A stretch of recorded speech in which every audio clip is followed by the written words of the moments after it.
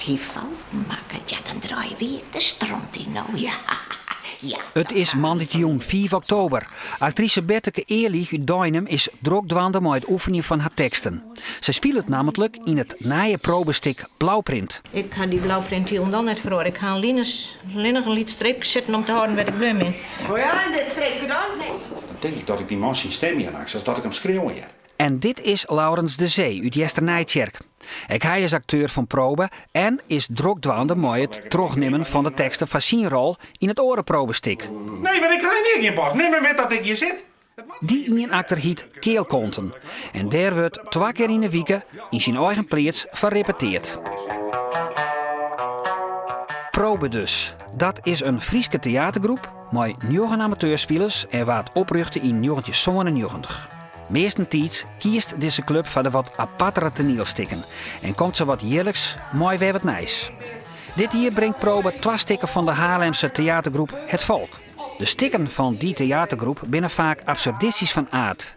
Heer, zo'n flikker die doos op, man. Wij zeggen bij de repetities van Keelkonten in Jesternijtjerk. Er lijkt een brief op een matte. Een brief? Ja, hoe kun je dat doen? Waar ga je dan, je matte? En voor Blauwprint in Duinem. Ja.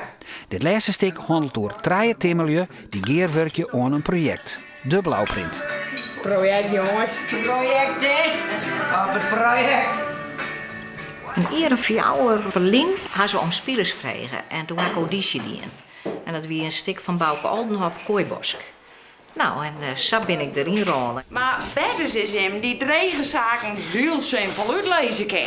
Nou, daar had ik de laatste tijd door net een protte van morgen. Waarom had Probe ervoor gekozen om 2 voorstellingen tegelijk te maken? Probe speelt altijd met 2 eenacters op 1 jong. En zo heeft zij een jongvuld programma. Dus een 1 acter vertskoft en 1 najaartskoft.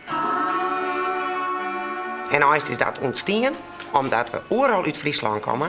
En het is de logistiek die dus eigenlijk dit een beetje bijbracht had. Ja, ik doe wel vaak op dat ik de dingen begrijp, maar ik snap er meestal geen bliksem van. Wat kenmerkt de spelers van Probe? Nou, ik denk toch zo'n vrij grote zelfstandigheid. En dat komt eigenlijk een beetje toch het concept van Probe. Want zij binnen echt een acteursploeg die regisseurs als gast vreeg. Die blijven normaal maar 1 of 2 of 3 keer of zo. Dus het speel staat wel heel centraal. En het zit door wel te kiezen voor het wat nieuwsgierige repertoire. Ik denk dat dat altijd mijn hobby's haast. En zeker als het toneel als hobby haast, dat kost het gewoon een heel soort tijd. Het is net alleen de repetities, maar dat weet ik thuis tekst leren. Soms hier iets oerslaan omdat je voort met te spelen of dat soort dingen. Dat wist nou eens als bij toneels is. Ik bedoel, Probe bedruipt zichzelf. Dus als het voor het kerst is dat mooi, want dan halen we direct weer wat uit. He? Je mag eerst investeren en dan is het wel de bedoeling dat dat je het mooi voortkiest.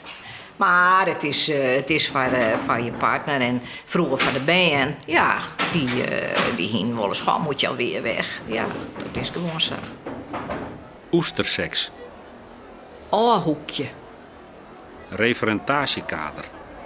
Dit is waar 1 acteurs van Het Volk binnen toch een paar leden van Probe zelf oerzet in het Friesk. En dat weer best nog een drege put, want de stikken van Het Volk zitten altijd stiefvol mooi onzin worden.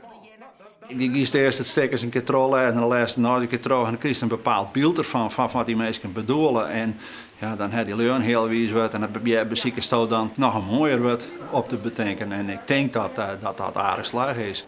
Levitatities. Dat uitvulpunt. Astrale thrillerkers. Wat helpt daarbij? Een grote fantasie? Ja, geen demmer van u. Drugsgebruik? Ja, en nou, nee, absoluut niet. Nee, het krek was het zo. Het is de fantasie hoe het algemeen die daarbij helpt. En dan dream ik dat we onze heren binnen en dat er je vlees in een huis is. Keelkonten gaat over 3 malje die in neem het maar een afbraakpand zitten. Het zijn mannen die werkloos binnen en in feite op elkaar onwezen binnen. Jij doet dat ik bij. Nee, maar ik krijg niet pas. Waar zou mij nou een brief sturen? Lid dan het even machine. Nou, jammer. Het is net voor mij, hè?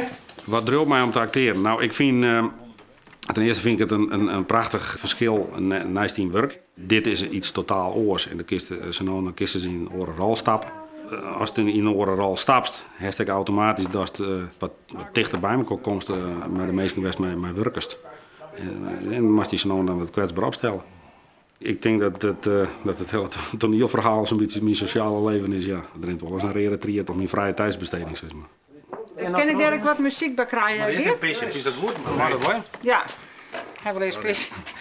Wat is het verschil tussen die oorpak en die van Hans Brands? Dag en nacht. Ik denk dat Hans uitgaat van het absurdisme van het stuk. En ik ging juist uit van de gewone mensen. Daardoor krijg je een totale orenvaststelling, een oreninvulling van hoe de spelers hun bewegen, hoe de spelers spelen.